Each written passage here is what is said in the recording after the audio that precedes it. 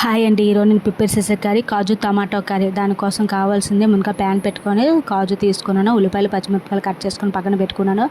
కళాయిలో కొంచెం ఆయిల్ వేసుకొని ఓల్డ్ గరం మసాలా ఉంటుంది కదా, అది వేసుకున్నాను. అది వేసుకున్న తర్వాత కొంచెం వేగిన తర్వాత ఉల్లిపాయలు పచ్చిమిరపకాయలు కరివేపాకు వేయించుకున్న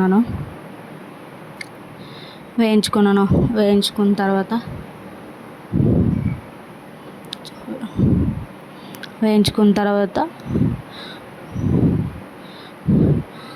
చూడండి, బాగా కొంచెం బ్రౌన్ కలర్ వచ్చిన తర్వాత అల్లం వెల్లుల్లి పేస్ట్ వేయించుకున్నాను.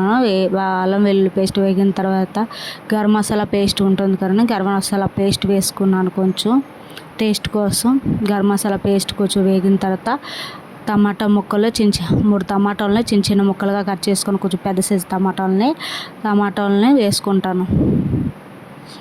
టమాటా ముక్కల్ని బాగా మెత్తగా అయిపోవాలండి, పేస్ట్లా అయిపోయినంత వరకు బాగా ఉంచుకోవాలి. దానిలో ఉప్పు, కారం, పసుపు గరం మసాలా వేసుకొని బాగా వేగిన తర్వాత ధనియాల పొడి వేయించుకున్నాను. అది బాగా వేగిన తర్వాత టమాటా ముక్కల్ని దానిలో వేసుకొని బాగా పేస్ట్లా అయ్యేలాగా కలుపుకోవాలి.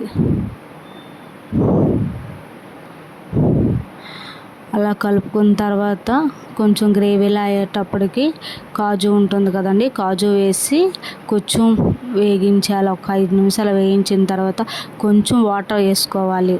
చిన్న హాఫ్ బౌల్ వాటర్ వేసిన తర్వాత కొంచెం గ్రేవీలా అయ్యేంత వరకు ఉంచుకోవాలి. ఇలా వండుకోవడం వల్ల చాలా టేస్టీగా ఉంటుంది. చపాతీతోని, పూరీతోని, పులకాలతోని, ఇడ్లీతోని కాజు టమాటో కర్రీ చాలా అంటే చాలా బాగుంటుంది. చూడండి, వేయించుకున్నాను. ఇప్పుడు జీడిపప్పును వేసుకున్నాను. జీడిపప్పు కొంచెం వేగిన తర్వాత కొంచెం వాటర్ వేసుకోవాలి. హాఫ్ కప్ వాటర్ వేసుకొని బాగా వేసుకోవాలి. ఇది అన్నంతో కూడా చాలా టేస్టీగా ఉంటుంది. ఇలా ఒక్కసారి మీరు వండుకొని ట్రై చేయండి. ఎలా ఉందో టేస్ట్ నాకు కామెంట్ చేసి, లైక్ చేసి, సబ్స్క్రైబ్ చేయండి. చూడండి, చాలా అంటే చాలా బాగుంటుంది. కరివేపాకు దానిలో వేసాను, మళ్ళీ లాస్ట్లో కొంచెం వాసన కోసమని వేసాను. కరివేపాకుని వేసుకొని బాగా కలుపుకోవాలి. మొత్తం జీడిపప్పుకి మసాలా మొత్తం పట్టినంత వరకు వేయించుకున్న తర్వాత ఇప్పుడు చూడండి, కొత్తిమీర వేసుకున్నాను. అంటే స్కిప్ అయ్యింది. కొత్తిమీర వేసుకొని అన్నంతో ప్లాన్ చేసుకోవడమేనే.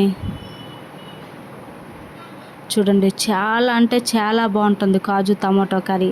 ఇలా మీరు ఒకసారి వండుకొని ట్రై చేసిన తర్వాత ఎలా ఉందో నాకు లైక్ చేసి, కామెంట్ చేసి, సబ్స్క్రైబ్ చేయండి.